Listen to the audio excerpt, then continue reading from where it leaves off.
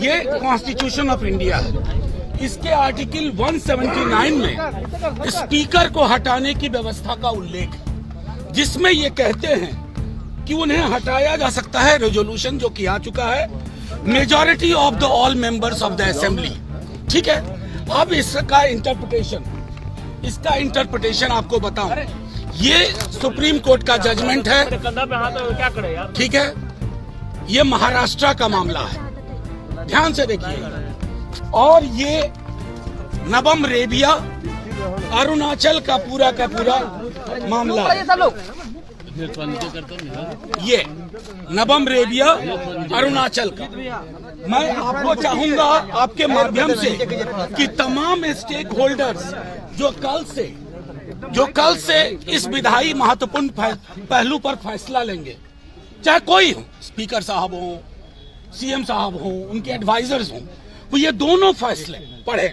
उस फैसले को मैं सबसे पहले अरुणाचल में बताता हूं कि स्पीकर को हटाने के लिए कितनी संख्या चाहिए।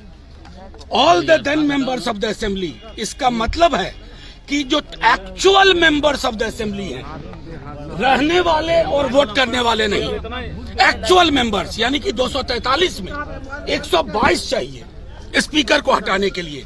ये मैं नहीं कह रहा हूं, माननीय सर्वोच्च न्यायालय ने नबम रेबिया वाले मामले में 7 जज बेंच ने ये बात कही है। दूसरा मामला महाराष्ट्र का है, जिसमें आप सब एक बार गौर से सुनिए, इसको।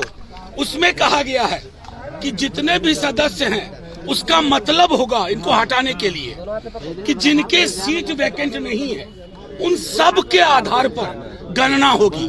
तो 243 में संविधान के हिसाब से, हालिया जजमेंट के हिसाब से, अरुणाचल और महाराष्ट्र के हिसाब से स्पीकर साहब को हटाने के लिए 122 सीट चाहिए।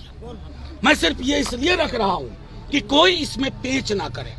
गांधीवाद की बात करने वालों से भी आग्रह करूंगा कि कौन से गांधी पसंद है, करेंसी वाले गांधी या हे राम वाले गांधी।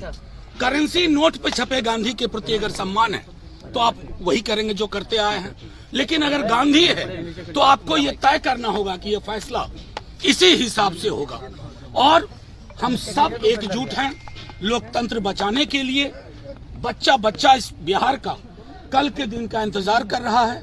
हमारी ओर से ये चीजें स्पष्ट है कि हम संविधान के दायरे में चलने के लिए मजबूर करेंगे, सुप्रीम कोर्ट के जजमेंट के आलोक में चीजें चाहेंगे और सुप्रीम कोर्ट के आलोक में निर्णय होगा। हमारा पूरा विश्वास है, क्योंकि पहला अभिभाषण के बाद कार्यावली में पहली चीज स्पीकर साहब के खिलाफ अविश्वास प्रस्ताव है। उसके संदर्भ में मैंने दोनों जजमेंट का जिक्र कर दिया, 179C का इंटरप्रिटेशन जो है वो कर दिया, दोनों जजमेंट की कॉपियां आपको दिखा दी। मैं चाहूंगा कि सरकार में जो एडवाइजर्स हैं और जो बड़े बड़े लोग हैं, स्टेक होल्डर्स हैं, वो सब गौर से देखें, पढ़ें इन फैसलों को, और उसके आधार पर बिहार में और देश में लोकतंत्र के लिए एक संदेश